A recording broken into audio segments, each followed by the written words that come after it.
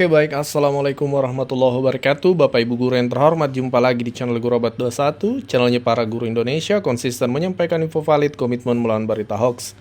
Per hari ini Bapak Ibu, hari Senin tanggal 21 Oktober, informasi terbaru bahwa berlanjut realisasi pencairan Bapak Ibu untuk triwulan 3, tapi ini untuk kategori non-ASN Bapak Ibu. Ini kita lihat salah satu postingan terbaru dari rekan-rekan guru memang menyatakan non-ASN. Dan untuk non-ASN itu memang pencairan sejak hari Jumat kemarin, hari Jumat tanggal 17 Oktober, itu sudah berjalan pencairan Bapak Ibu.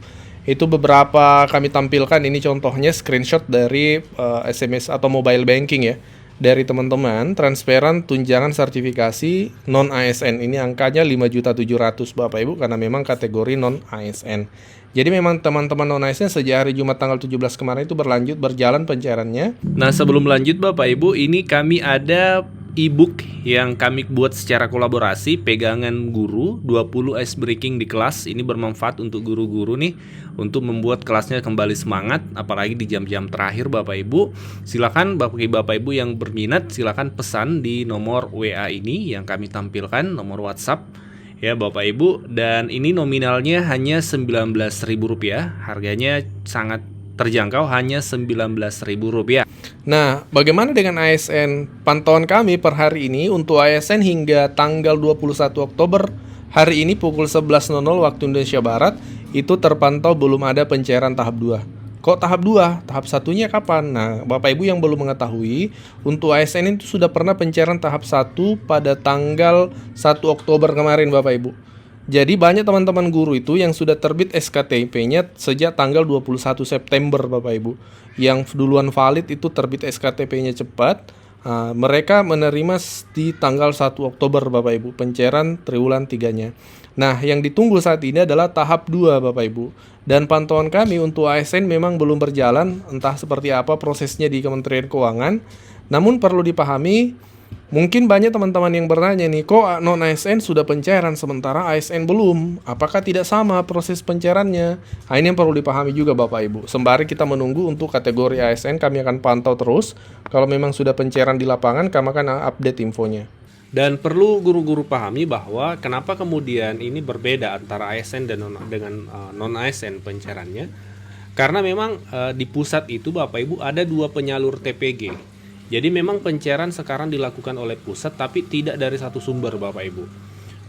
Untuk teman-teman guru ASN, itu tunjangan sertifikasinya disalurkan atau dicairkan oleh jajaran Kementerian Keuangan. Sementara untuk non-ASN, itu dicairkan oleh jajaran Kementerian Pendidikan melalui Puslapdik Kementerian Pendidikan.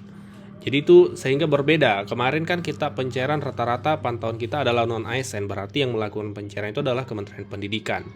Nah, semoga Kementerian Keuangan juga segera melakukan pencairan untuk kategori ASN triwulan 3 yang sudah terbit SK-nya di awal-awal Oktober kemarin ya. Kami akan kawal infonya Bapak Ibu, kami akan update ketika pihak Kementerian Keuangan sudah mulai mencairkan tunjangan sertifikasi triwulan 3 tahap 2 ini Bapak Ibu, karena kami yakin teman-teman ASN juga sudah menunggu TPG triwulan 3-nya. Sebagai tambahan informasi untuk Bapak Ibu guru, ini perlu dipahami bahwa ternyata ada beberapa kategori yang dibatalkan pencairan TPG-nya. Jadi secara persyaratan sudah memenuhi tunjangan sertifikasi, tapi ternyata bisa dibatalkan atau dihentikan. Nah, ini berdasarkan juknis TPG yang ada. Seperti itu Bapak Ibu, baik naungan Kementerian Agama maupun Kementerian Pendidikan. Perlu kita pahami jangan sampai ini terjadi Bapak Ibu. Mari kita simak sama-sama. Masing-masing dari juknis baik Kemenak maupun Kementerian Pendidikan itu masing-masing ada kategori guru yang tidak bisa menerima tunjangan profesi guru. Dan ini regulasi masih berlaku sampai sekarang Bapak Ibu ya. Oke, kita bahas satu persatu. Kita mulai dari Kementerian Agama, lalu kita melangkah ke Kementerian Pendidikan. Disimak sampai tuntas supaya Bapak Ibu ada tambahan informasi ya. Nah, untuk Kementerian Agama Bapak Ibu ya, itu juknis yang masih berlaku saat ini yaitu Keputusan Direktur Jenderal Pendidikan Islam nomor 7174 tahun 2023. Tapi masih berlaku hingga 2024 ya, 2025 karena belum ada juknis baru. Nah, di regulasi ini terkait petunjuk teknis pembayaran tunjangan profesi bagi guru, kepala, dan pengawas madrasah. Dalam juknis ini Bapak Ibu disebutkan bahwa Nah, di bagian ketentuan khusus itu dijelaskan di bagian kedua, tunjangan profesi tidak dibayarkan kepada siapa saja yang tidak dibayarkan tunjangan profesinya berdasarkan Juknis Kemenak. Yang pertama, guru, kepala, dan pengawas madrasah yang tidak hadir totalnya 3 hari atau lebih dalam bulan berjalan tanpa keterangan yang sah.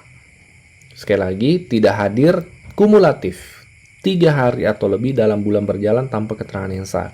Jadi kalau Bapak Ibu absent atau tidak hadir tanpa keterangan yang sah selama 3 hari dalam 1 bulan, itu Bapak Ibu sudah masuk kategori guru yang tidak dibayarkan tunjangan profesinya. Jadi perlu diantisipasi untuk rekan-rekan guru Kemenak. Kemudian yang kedua, guru, kepala, dan madrasah dan pengawas madrasah yang melaksanakan cuti sakit lebih dari 14 hari. Jadi untuk guru-guru, kepala, madrasah, pengawas madrasah, maksimal toleransi untuk sakit itu adalah 14 hari kerja. Itu masih tetap dibayarkan tunjangan profesinya. Lebih dari itu Bapak Ibu, itu tidak bisa lagi dibayarkan tunjangan profesinya lebih dari 14 hari. Ini sesuai regulasi yang kami sampaikan Bapak Ibu ya, kita bisa baca sama-sama. Kemudian yang ketiga, guru, kepala, dan pengawas madrasah yang melaksanakan cuti alasan penting lebih dari 6 hari. Nah, cuti kan bisa saja Bapak Ibu karena alasan penting, misalnya ada keluarga yang sakit atau dan keperluan lain yang mendesak, itu kan kita bisa ajukan cuti.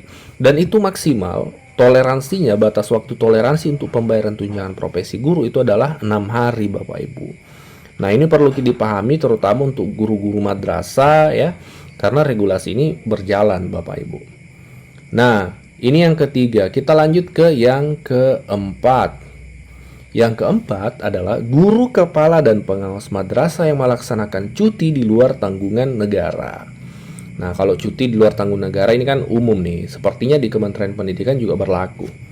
Kemudian yang kelima, guru, kepala, dan pengawas madrasah melaksanakan ibadah haji atau umroh dengan biaya sendiri tanpa menggunakan hak cuti besar.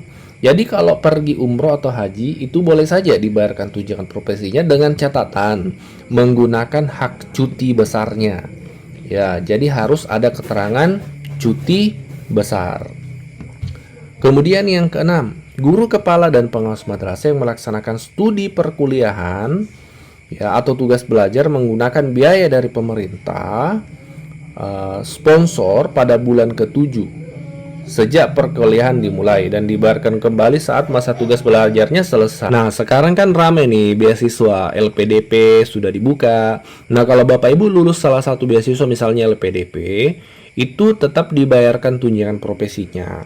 Nanti dihentikan pada bulan ke-7 nih. Ini bagusnya karena jadi awal beasiswa bulan pertama sampai bulan ke-6 itu tetap menerima. Nanti di bulan ke-7 baru tunjangan profesinya dihentikan.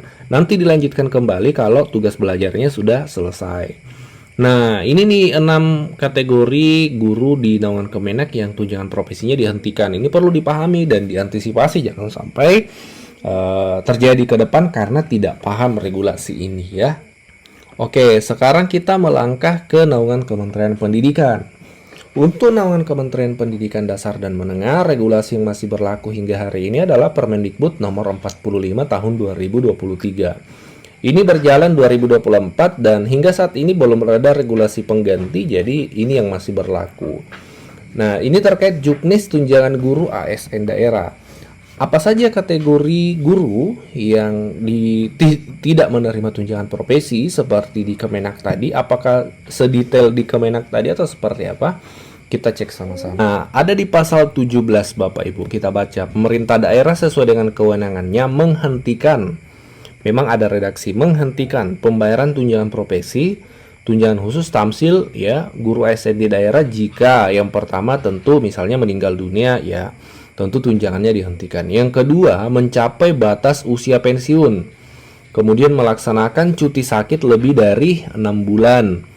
Kemudian mengundurkan diri atas permintaan sendiri. Kemudian dipidana penjara berdasarkan putusan pengadilan yang mempunyai kekuatan hukum tetap. Kemudian mendapat tugas belajar. kemudian tidak lagi menduduki jabatan fungsional guru ASN, misalnya pindah ke struktural, ya tentu tidak dapat. Jadi kalau kita lihat di juknisnya Kementerian Pendidikan itu tidak secara detail dijelaskan ya, seperti di naungan Kemenak. Ini yang kami dapatkan, silahkan dikoreksi jika keliru, ditambahkan jika ada yang kurang ya. Nah, terkait cuti di naungan Kementerian Pendidikan, seperti apa regulasinya? Kan misalnya cuti yang mana yang bisa ditoleransi untuk tunjangan profesi. Nah, di sini disebutkan di pasal 16 bahwa, ini kita zoom ya supaya bisa kita lihat sama-sama. Guru ASN di daerah yang melaksanakan cuti sesuai dengan ketentuan perundang-undangan mengenai pelaksanaan cuti ASN tetap memperoleh tunjangan profesi, tunjangan khusus, tamsil jika diusulkan oleh dinas. Cuti apa saja yang dimaksud? Pertama, cuti tahunan, cuti besar, cuti sakit, cuti melahirkan, ya. Kemudian cuti karena alasan penting dan cuti bersama. Jadi 6 cuti ini tetap menerima tunjangan profesinya, seperti itu. Ketentuan penerimaan tunjangan profesi, ya, sebagaimana dimaksud pada ayat 1 dikecualikan bagi guru ASN yang melaksanakan cuti di luar tanggungan negara. Jadi sama di Kemenak tadi, kalau cutinya di luar tanggungan negara itu tidak menerima tunjangan profesi, ya. Guru ASN di daerah yang melaksanakan cuti studi sesuai dengan peraturan perundang-undangan mengenai tunjangan ASN tetap memperoleh tunjangan profesi dan seterusnya. Jadi ini 6 cuti ya yang tetap ditoleransi mendapatkan tunjangan profesi. Silahkan diskusi, silahkan dikoreksi jika ada yang keliru, ditambahkan jika ada yang kurang. Kita diskusi di kolom komentar. Semoga informasi ini bermanfaat untuk kita semua. Wassalamualaikum warahmatullahi wabarakatuh.